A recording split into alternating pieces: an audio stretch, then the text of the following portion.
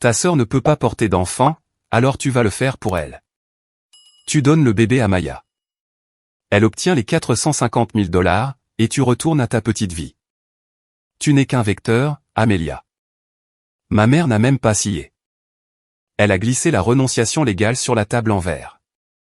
Regardant mon ventre de 6 mois de grossesse avec 0 affection et 100% de calcul, elle ne demandait pas une faveur.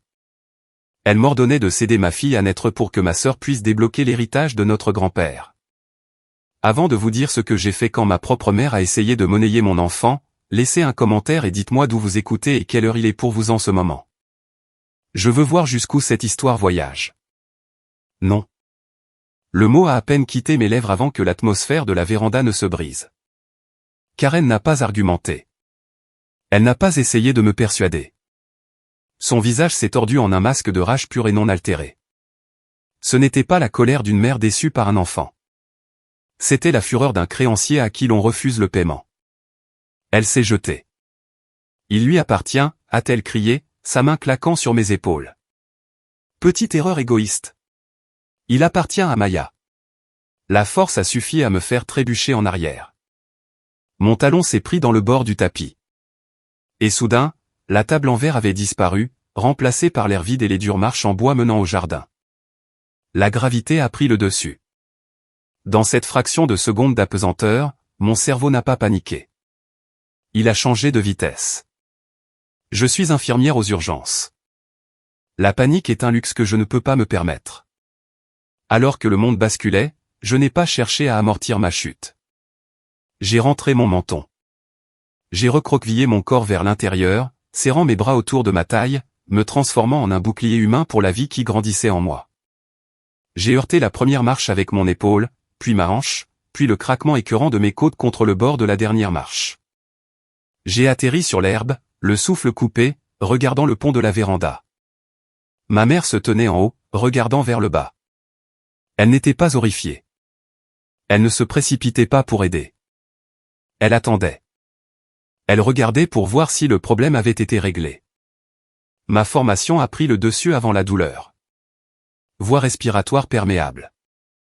Respiration superficielle mais présente. Douleur aiguë dans la paroi thoracique latérale gauche. Probablement une fracture de côte. Palper l'abdomen. Mou. Pas de crampes immédiates. Puis le contrôle le plus important. J'ai attendu, retenant mon souffle jusqu'à ce que mes poumons brûlent. Un frémissement. Un minuscule coup de pied protestataire contre ma paume. Mouvement fœtal détecté. Elle était vivante. Je n'ai pas crié. Je n'ai pas appelé à l'aide. Je savais à ce moment-là que crier ne ferait que confirmer que j'étais une victime. Et les victimes sont achevées. Ce n'était pas un accident. C'était une procédure clinique, une tentative d'interruption pour dégager le chemin pour l'actif préféré. Je me suis relevé, ignorant le feu dans mon côté. Je ne suis pas retourné à la maison. J'ai marché directement vers ma voiture, je suis monté et j'ai verrouillé les portes. Mon père, Robert, se tenait près de la porte coulissante en verre et regardait. Il n'a pas bougé. Il n'a pas essayé de m'arrêter. Il a juste regardé. Son visage vide comme un homme observant une transaction qui avait mal tourné mais qui pouvait encore être sauvée. Je n'ai pas conduit à l'hôpital le plus proche où ma mère avait des amis au conseil d'administration et ma sœur avait des camarades de sororité à l'administration. J'ai conduit 40 minutes jusqu'à la ville, à mon propre centre de traumatologie, le seul endroit où je contrôlais le récit. Alors que l'adrénaline commençait à s'estomper et que le martèlement dans mes côtes prenait le dessus, la vérité s'est installée sur moi comme une couverture de plomb. Pendant 29 ans, j'avais traité ma relation avec ma mère comme une maladie chronique, quelque chose à gérer, à apaiser et à endurer. Je pensais que si j'étais juste assez bonne, assez silencieuse, assez réussie, les symptômes s'amélioreraient. Mais aujourd'hui, le diagnostic avait changé. Ma mère était narcissique, mais pas le genre dont on lit dans les magazines. Pour Karen, les enfants n'étaient pas des personnes. Nous étions des extensions de son propre ego. Maya, avec sa beauté et sa conformité, était l'actif, l'action à haut rendement qui faisait paraître Karen réussie. J'étais le fardeau, l'accident d'il y a 29 ans qui l'avait forcée à un mariage qu'elle détestait. Dans son esprit, me pousser dans ces escaliers n'était pas une tentative de meurtre. C'était une correction. C'était une tentative de liquider un mauvais investissement afin que le capital, l'argent de mon grand-père, puisse circuler vers l'actif performant. J'ai garé la voiture, ma main tremblante alors que j'atteignais la poignée de porte. Ils m'ont cassé les côtes. Ils ont essayé de tuer ma fille. Ils se sont moqués de moi pendant des années en pensant que j'étais juste les pièces de rechange de leur machine parfaite. Mais ils ont oublié une chose. On n'apporte pas un chéquier à un combat au couteau. Et on n'essaie certainement pas de tuer une infirmière aux urgences en s'attendant à ce qu'elle meure tranquillement. Je suis entré dans la salle de tri. Pas comme patiente, mais comme procureur bâtissant un dossier. Mes papiers de sortie étaient une preuve de survie. Côte contusionnée, lésion des tissus mous, mais un battement de cœur fœtal qui résonnait comme un solo de batterie dans la salle d'examen silencieuse. Je suis sorti de l'hôpital dans l'air frais de la nuit, serrant le dossier de preuve médicale contre ma poitrine. Ce n'était pas juste de la paperasse. C'était des munitions. Mon téléphone vibrait contre ma cuisse depuis les 2 dernières heures. Un insecte incessant, bourdonnant et en colère. Je l'ai finalement sorti en sécurité dans ma voiture. 17 appels manqués. 32 messages textes. La plupart venaient de mon père, Robert.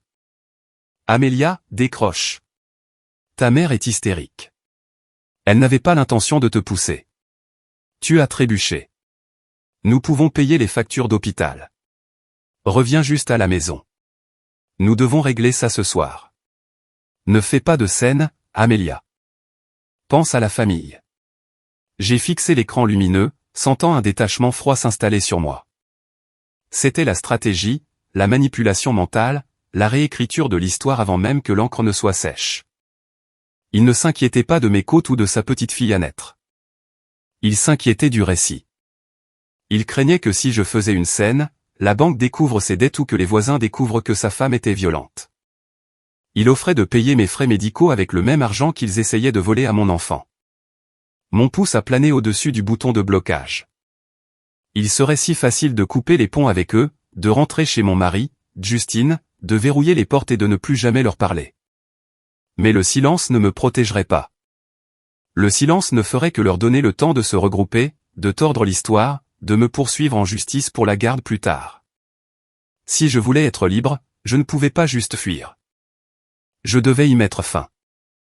J'ai pensé aux patients que je voyais aux urgences. Ceux qui arrivaient en hurlant et en se battant, généralement sous sédatifs ou entravés. Et puis il y avait ceux qui devenaient silencieux. Ceux qui conservaient chaque once d'énergie pour leur survie. J'ai décidé de devenir une roche grise. C'est une technique pour gérer les narcissiques. On ne discute pas. On ne se défend pas. On n'explique pas. On devient aussi inintéressant et impénétrable qu'une pierre. On ne leur donne rien à dévorer, aucune émotion à tordre. On les laisse projeter ce qu'ils veulent sur votre silence jusqu'à ce qu'ils se sentent en sécurité, jusqu'à ce qu'ils deviennent négligents. Je n'ai pas répondu aux accusations. Je n'ai pas envoyé de photos de mes contusions. Je n'ai pas crié qu'il était un menteur. J'ai tapé un seul message, soigneusement élaboré. Il devait ressembler à un abandon. Il devait ressembler à la fille brisée qu'il s'attendait à ce que je sois. J'ai peur. Je ne veux plus me battre. Je suis prête à parler de la renonciation. J'ai fait une pause, regardant les 3 points apparaître instantanément. Ils regardaient. Ils avaient faim. J'ai ajouté la condition, la seule chose qui ferait fonctionner le piège. Mais pas à la maison. Je ne peux pas y retourner. Je vous rencontrerai au bureau de Monsieur Henderson demain. Veuillez simplement apporter les papiers. La réponse est venue en quelques secondes. Bonne fille. Nous savions que tu reviendrais à la raison. Nous te verrons à 10 heures. Ne sois pas en retard. J'ai posé le téléphone. Bonne fille. La condescendance dégoulinait de l'écran. Il pensait avoir gagné. Il pensait que la chute m'avait enlevé toute défiance. Il pensait entrer dans une négociation de capitulation. Il n'avait aucune idée qu'il marchait dans une embuscade. J'ai démarré la voiture. La douleur dans mon côté a flambé alors que je tournais le volant. Un rappel aigu et brûlant de la raison pour laquelle je faisais cela. Je ne rentrais pas me cacher. Je rentrais aiguiser le couteau. La salle de conférence chez Henderson et Associés était conçue pour intimider. Des fenêtres du sol au plafond donnant sur la ligne d'horizon de Chicago. Une table en acajou assez longue pour y faire atterrir un avion, et une climatisation réglée à une température qui ressemblait moins à un réglage de contrôle climatique qu'à une technique de conservation. C'était parfait. C'était un champ stérile pour l'ablation chirurgicale. Je suis arrivé 40 minutes en avance. J'avais besoin de temps pour entrer dans le personnage. Dans la salle de bain impeccable, je me suis regardé dans le miroir. Les contusions sur mes côtes étaient réelles. Un violet profond et les fleurissants sur mon torse. Mais mon visage était trop propre. Il avait l'air défiant. Je devais avoir l'air vaincu. J'ai ouvert ma trousse de maquillage. Je n'ai pas utilisé de correcteur pour cacher les dégâts. J'ai utilisé de la poudre de contouring pour les accentuer. J'ai approfondi les ombres sous mes yeux. J'ai ajouté une subtile teinte jaune maladive à la contusion qui s'estompait sur ma mâchoire. Puis j'ai enveloppé mes côtes par-dessus ma chemise avec un bandage volumineux, en m'assurant qu'il était visible, imposant et pathétique. Je ne m'habillais pas pour une réunion d'affaires. Je m'habillais pour une performance. J'avais besoin qu'ils voient une femme brisée, une fille effrayée prête à céder. J'avais besoin qu'ils se sentent si puissants qu'ils oublient d'être prudents. Monsieur Henderson m'attendait. C'était un avocat à l'ancienne, costume 3 pièces, cheveux argentés, et une réputation d'être aussi chaleureux qu'un glacier. Il était aussi le fiduciaire de la succession de mon grand-père. « Vous comprenez ce que nous faisons ici, Amelia ?» a-t-il demandé, ses yeux scrutant mes bandages avec un détachement professionnel. « Je ne les enregistre pas, ai-je dit, ma voix stable. S'ils admettent l'extorsion ou des menaces de violence devant vous, ce n'est pas de l'ouï-dire. C'est une preuve. » Il a hoché la tête une fois, un requin reconnaissant un autre requin. Je laisserai la porte de mon bureau entr'ouverte. Les parajuristes sont dans le couloir. Faites-les juste parler. Ils adorent parler, ai-je dit, surtout quand ils pensent avoir gagné. À 9h58, ils sont entrés. Karen ouvrait la marche, bien sûr. Elle portait un tailleur pantalon couleur crème qui coûtait probablement plus cher que ma voiture. Ses cheveux laqués formaient un casque blond invincible. Elle a regardé autour de la pièce avec un air dédaigneux, comme si la qualité de l'air n'était pas à la hauteur de ses exigences. Robert a suivi, l'air en sueur et blafard, serrant une mallette comme une bouée de sauvetage. Et puis Maya, ma sœur. Elle portait des lunettes de soleil surdimensionnées et faisait la moue, l'air ennuyé, comme si voler mon enfant n'était qu'une autre corvée fastidieuse qu'elle devait faire avant le brunch. Ils ne m'ont pas demandé comment j'allais. Ils n'ont pas regardé mes bandages avec inquiétude. Ils les ont regardés avec agacement, comme si je portais un accessoire de mauvais goût. Finissons vite, a dit Karen, posant son sac à main sur la table. Nous avons des réservations à midi. Je me suis assise à l'extrémité de la table, faisant semblant de grimacer en m'asseyant sur la chaise. J'ai gardé ma posture courbée, les yeux baissés. Je les ai regardés s'installer. Ils avaient l'air à l'aise. Ils avaient l'air d'avoir droit à tout, mais ensuite j'ai remarqué quelque chose. Karen ne me regardait pas. Elle regardait son téléphone, tapant rapidement sous la table. Ce n'était pas un simple défilement décontracté. Ses pouces volaient, ses yeux balayaient la pièce. J'ai vu ce regard dans la salle d'attente des urgences. Le regard de quelqu'un qui coordonne un plan de secours. À qui texte-t-elle ? Mon esprit s'est emballé. Robert était ici. Maya était ici. Qui restait-il ? Puis je me suis souvenu de tante Linda. La sœur de Karen. Son exécutante. Celle qui faisait le sale boulot chaque fois que Karen voulait garder les mains propres. J'ai réalisé avec un éclair de froide lucidité que Karen n'était pas simplement entrée ici en assumant la victoire. Elle avait activé un dispositif de sécurité. Elle textait probablement des mises à jour à Linda. Si je ne t'envoie pas de message tout est clair avant une certaine heure, détruis tout. Elle était préparée à un combat. Elle n'était juste pas préparée à une reddition. J'ai pris une respiration tremblante, laissant ma voix vibrer juste assez pour que ça passe. Avez-vous apporté les papiers ? Karen a souri. C'était le sourire d'un prédateur regardant un piège se refermer. Juste ici, ma chérie. Signe simplement sur la ligne et nous pourrons tous redevenir une famille heureuse. Elle a glissé le document vers moi. Le piège était tendu. Maintenant, je devais juste les inciter à marcher sur la mine. J'ai pris le stylo. Ma main ne tremblait pas parce que j'avais peur. Elle tremblait parce que je retenais un tsunami d'adrénaline. J'ai laissé la pointe planer au-dessus de la ligne de signature, regardant l'encre baver légèrement sur le papier coûteux. « Pourquoi cette précipitation, papa ?» ai-je demandé, gardant ma voix douce. La fiducie ne se disperse pas avant 6 mois. Pourquoi avez-vous besoin de la renonciation aujourd'hui? Robert a sursauté comme si je lui avais donné un coup de poing. Il a essuyé un film de sueur de sa lèvre supérieure avec un mouchoir qui semblait vieux de plusieurs jours. Il n'était pas juste nerveux. Il était terrifié. C'est compliqué, Amelia. Signe juste cette fichue chose. Je ne peux pas, ai-je murmuré. Pas avant de comprendre. Est-ce la maison? Avez-vous perdu la maison du lac? Je ne l'ai pas perdue. A-t-il claqué, frappant la table de la main.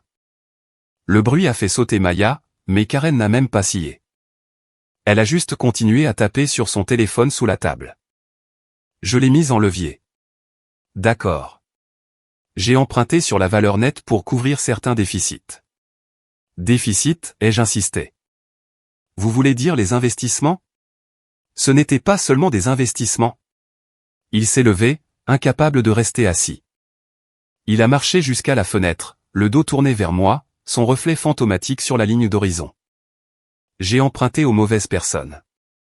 Amelia, des prêteurs sur gage. Des capitaux privés. Ils n'envoient pas d'avis de retard. Ils envoient des types à votre bureau avec des battes de baseball. Je l'ai regardé s'effondrer. L'homme d'affaires élégant que j'avais craint en grandissant avait disparu, remplacé par un joueur désespéré.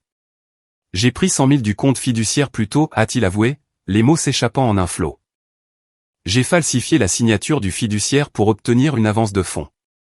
Je pensais pouvoir la rembourser avant l'audit trimestriel de vendredi prochain.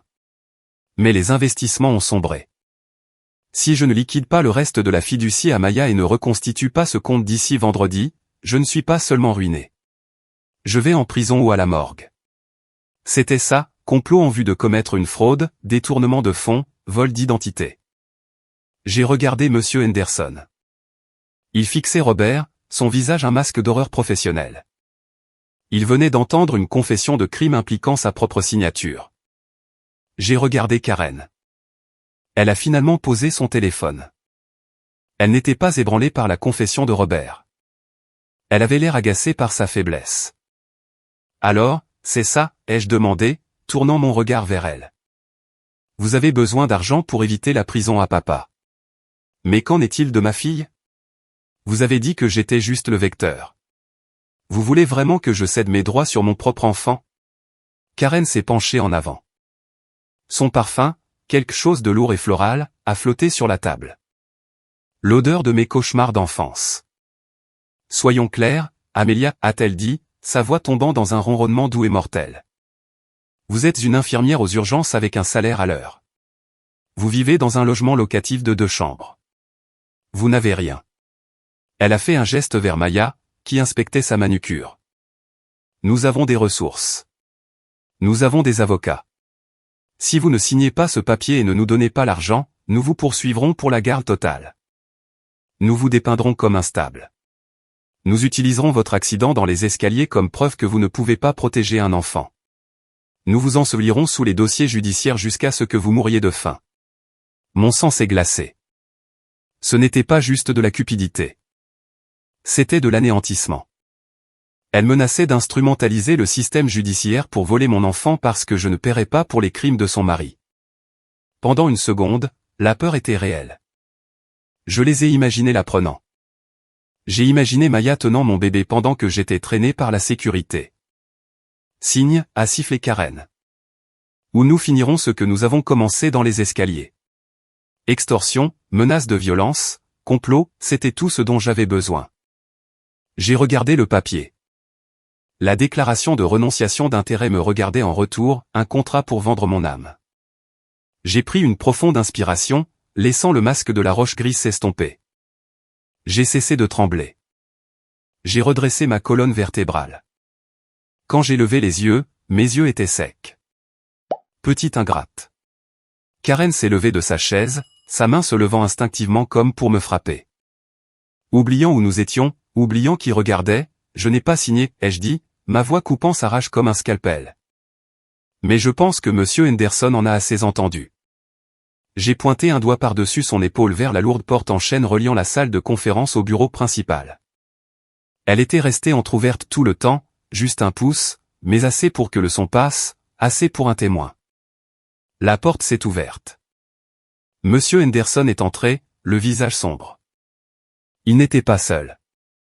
Le flanquaient 2 agents en uniforme qui attendaient dans la zone de réception le signal. L'air dans la pièce a semblé disparaître. Aspiré par la réalité soudaine et terrifiante des conséquences. Robert a fait un bruit d'animal mourant. Un gémissement aigu et fin qui est resté coincé dans sa gorge. Il s'est affaissé sur sa chaise, son visage perdant ses couleurs jusqu'à ressembler à une figurine de cire fondant sous la chaleur. Il savait. Il connaissait l'audit.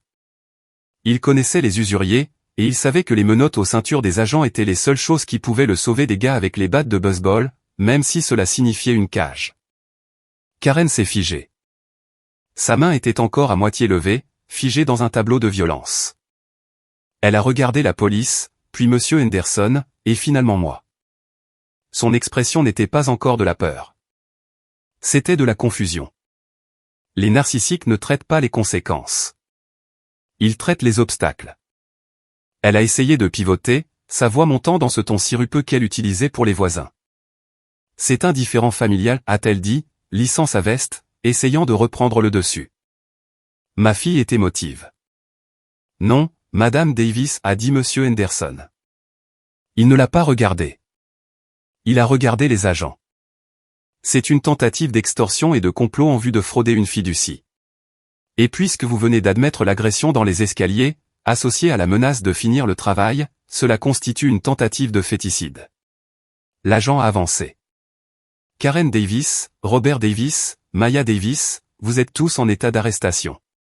Le claquement des menottes au poignet de Robert a retenti de façon assourdissante. Il n'a pas résisté, il s'est juste effondré en sanglots, divaguant sur les taux d'intérêt et les délais de grâce. Karen m'a hurlé des accusations, me traitant de folle, prétendant que j'avais simulé mes ecchymoses. Mais le vrai coup est venu de Maya. Elle s'est soudainement éloignée de ses parents, les yeux dardants entre les agents et moi alors que le calcul remplaçait le choc. Pour la première fois de sa vie, Karen n'était pas la personne la plus forte de la pièce. Je n'ai rien fait, a hurlé Maya. C'est elle qui l'a poussé dans les escaliers. Je l'ai vu. Je suis témoin. Karen s'est figée, fixant la fille qu'elle avait toujours protégée, la livrant maintenant pour obtenir l'immunité. C'est laquelle a craqué. Ne me touchez pas, a crié Maya alors que les agents avançaient. Vous êtes complice de complot, a dit l'un d'eux en la menottant. Je les ai regardés partir, Robert pleurant, Maya protestant, Karen les yeux vides. Quand elle a jeté un coup d'œil en arrière vers moi, il n'y avait plus de haine. Seulement le vide. Le formulaire de déclaration de renonciation d'intérêt était toujours posé, non signé, sur la table. Le papier qui leur avait tout coûté. Monsieur Henderson m'a dit de rentrer chez moi. Justine m'a rencontré dans le couloir et m'a serré dans ses bras. Ils sont en garde à vue, ai-je murmuré. Nous avons nettoyé les fausses contusions, défait les bandages, commandé de la nourriture thaïlandaise et essayé de respirer à nouveau. À 19h15 exactement, les lumières de la police ont explosé dans notre salon. Un mégaphone a hurlé mon nom. Des agents ont encerclé la maison. Ils ont dit qu'un proche avait appelé le 911, affirmant que j'avais l'intention de me faire du mal et de faire du mal à mon enfant à naître. J'ai su immédiatement. Karen, elle avait déclenché un plan de secours si elle ne pouvait pas envoyer un message tout est clair. Sa sœur me dénoncerait, même depuis la prison. Elle essayait de me détruire. Je suis sorti les mains levées et j'ai calmement expliqué. Je leur ai montré mon téléphone, aucun message. Je leur ai donné la carte de Monsieur Henderson. Le sergent l'a appelé. 30 secondes plus tard, tout a changé. Ils se sont retirés. Je suis désolé, a-t-il dit. Nous ajouterons ceci à son dossier. Les lumières ont disparu. Les retombées furent brutales. Robert a plaidé coupable. Karen a fait face à des accusations d'extorsion et de faux rapports. Maya a été déshéritée. Ils ont perdu leur propriété, leur statut, leur accès à moi. 6 mois plus tard, je pliais des vêtements de bébé dans une chambre d'enfant tranquille. Le fonds fiduciaire était scellé. Mon numéro, mes serrures et mon nom ont été changés. Ma fille a donné un coup de pied. Tu ne seras jamais aimé, ai-je murmuré. La paix était la chose la plus chère que j'ai jamais possédée, et elle valait chaque centime. Si vous avez déjà coupé les ponts avec votre famille pour vous sauver, tapez paix dans les commentaires.